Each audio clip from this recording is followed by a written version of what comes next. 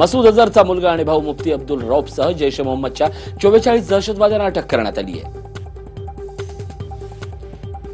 पाकमध्ये हिंदू विरोधी वक्तव्य करणारे फैयाजुल हसन चौहान यांना मंत्रिपदावरून हटवण्यात आलंय. इम्रान खानच्या तहरीक इन्साफ पार्टीने ही कारवाई केली आहे. अमेरिकेच्या सुरक्षा सल्लागारांनी अजित डोभाल यांना पुलवामा हल्ल्यानंतर तिसऱ्यांदा फोन केला. भारताच्या दहशतवाद विरोधी लढ्याला यावेळी त्यांनी पुन्हा पाठिंबा दर्शवला.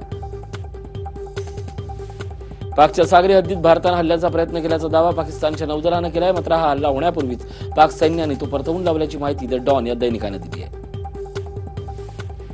पाकिस्तान सरकारनं आता शांततेची भूमिका घेतली असून खूप कौशल्यानं भारतीय पाणबुडी रोखली आहे. मात्र प्रतिहल्ला केला नाही असंही पाककडून सांगण्यात आल्याचं दैनिकात म्हटलंय.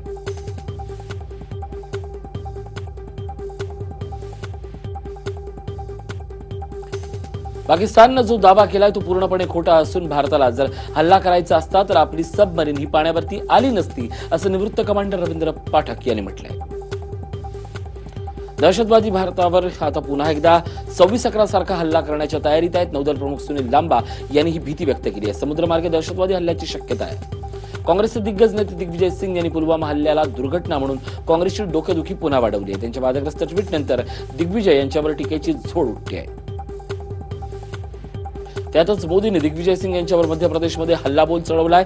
दहशतवादाचे पुरस्कर्ते यांना शांतिदूत वाटतात असा जोरदार हल्ला त्यांनी दिग्विजय सिंग यांच्यावर केला. बालाकोटमधील हवाई हल्ल्याचे पुरावे द्या तसंच फोटोग्राफ रिलीज करा अशी मागणी भारिप बहुजन महासंघाचे अध्यक्ष प्रकाश आंबेडकर यांनी अकोल्यातील पत्रकार परिषदेत केली आहे. विरोधक माझ्यावर स्ट्राईक करण्याचा मानस ठेवतात तर मी दहशतवादावर स्ट्राईक करण्याचे मनसुबे आखतो असा टोला पंतप्रधान नरेंद्र मोदींनी लगावलाय. गुजरातमध्ये त्यांनी हा हल्लाबोल केला आहे. पुलवामा येथे दहशतवादी हल्ल्यात शहीद झालेल्या जवानांच्या कुटुंबियांना 110 कोटी रुपयांची देणगी मी देऊ इच्छितो असं पत्र शास्त्रज्ञ मोर्तजा ए हमीद यांनी पंतप्रधान कार्यालयाला लिहिलं आहे. जम्मूच्या नौशेरा सेक्टरमध्ये पाकिस्तानकडून पुन्हा शस्त्रसंधीचं उल्लंघन करण्यात आलंय. जम्मू काश्मीरच्या 2 ठिकाणी सीमारेषेजवळ गावांना आणि चौक्यांना दहशतवाद्यांनी केले. जम्मू काश्मीरच्या त्रालमध्ये जवान आणि दहशतवाद्यांमध्ये पहाटेपासून चकमक सुरू आहे. या चकमकीदरम्यान 2 दहशतवाद्यांचा खात्मा करण्यात जवानांना यश आलंय. पंतप्रधान नरेंद्र मोदी गुजरातच्या अडलाजमध्ये शिक्षण भवन आणि विद्यार्थी भवनात उद्घाटनासाठी पोहोचले. त्यावेळी त्यांनी गुजरातचे माजी मुख्यमंत्री केशुभाई पटेल यांच्या पाया पडून त्यांचे आशीर्वाद घेतले. राहुल गांधी उद्या विविध 30 देशांच्या राजदूतांना भेटणार आहेत. G20 देशांच्या राजदूतांसोबत दुपारी 1 वाजता हॉटेल ताज महलमध्ये या बैठकीचं आयोजन करण्यात आलंय. युती होण्याआधी निवडणुका जिंकायच्या कशा असा प्रश्न मातोश्रीला पडला होता. आता युती झाली तर लोकसभेचं तिकीट नेमकं द्यायचं तरी कुणाला असा प्रश्न सध्या पक्षप्रमुख उद्धव ठाकरेंना पडलाय. अर्जुन खोतकर यांची नाराजी कायम असून दानवेंनी जो त्रास दिला तो विसरू शकत नाही. मुख्यमंत्र्यांकडे या संदर्भात बाजू मांडणार असून उद्धव ठाकरे जो निर्णय घेतील तो मान्य असल्याचं खोतकरांनी TV9शी बोलताना सांगितलं. लोकसभा निवडणूक जवळ आली असताना मनसेला विधानसभेत धक्का बसण्याची शक्यता आहे. मनसेचे एकमेव आमदार शरद सोनावणे शिवसेनेच्या वाटेवर असल्याची चर्चा आहे. सध्या सोशल मीडियावर राजकीय सर्जिकल स्ट्राईक महाराष्ट्र सैनिकांनो तयार राहा अशा आशयाचे पोस्टर व्हायरल झाले. त्या पोस्टरची सध्या चर्चा सुरू असून कुणावर राजकीय सर्जिकल स्ट्राईक करणार याबाबत उत्सुकता निर्माण झाली आहे. शिवसंग्राम आणि भगवान सेना एकत्रित आली असून विनायक मोठे आणि फुलचंद कराड यांचं सूत जमल्यानं राजकीय वर्तुळात मोठी खळबळ उडाली आहे. फुलचंद कराड हे भाजपचे पदाधिकारी आहेत. गेल्या काही दिवसांपासून मला सरकारची सगळी चांगली कामं दिसत असल्याचं वक्तव्य शिवसेना पक्षप्रमुख उद्धव ठाकरे यांनी केलं आहे. आम्ही सरकारमध्ये चांगले उद्योग केलेत. गेल्या 4.5 वर्षात उद्योग विभागानं खूप चांगलं काम केलंय. उद्योगामध्ये महाराष्ट्र आज देशात पहिल्या क्रमांकावर असल्याचं मुख्यमंत्र्यांनी यावेळी उद्धव ठाकरेंना सांगितलं. आज म्हाडाचं बजेट सादर करण्यात आलं. 8,259 कोटींचे बजेट असून 1,566 कोटींच्या शिल्कीचा अर्थसंकल्प आहे. आचारसंहिता लागू होण्यापूर्वी म्हाडाने हे बजेट सादर केलंय. सोलापूरच्या कर्जगी येथे गुडदू बुसवेश्वर शाळेत 10वीच्या परीक्षेला बसलेल्या मुलांना पोलिसांसमोरच कॉपी पुरवली जात असल्याचं समोर आलंय. TV9च्या कॅमेऱ्यात कॉपीचा प्रकार कैद झालाय. नांदेडमध्ये 12वी पाठोपाठ 10वीच्या परीक्षा केंद्रातही कॉप्यांचा सुळसुळाट दिसून येतोय.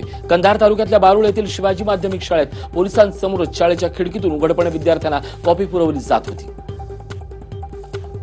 नगर धुळे मार्गावर धावणाऱ्या एसटीतील चालक मोबाईलवर बोलताना कैद झालाय. मनमाड मालेगाव दरम्यान तो मोबाईलवर बोलत होता. चंद्रपूर पोलिसांच्या स्थानिक गुन्हे शाखेनं जुनोना रोड परिसरातील एका घरावर टाकलेल्या छाप्यात मोठ्या प्रमाणात शस्त्रसाठा जप्त करण्यात आलाय.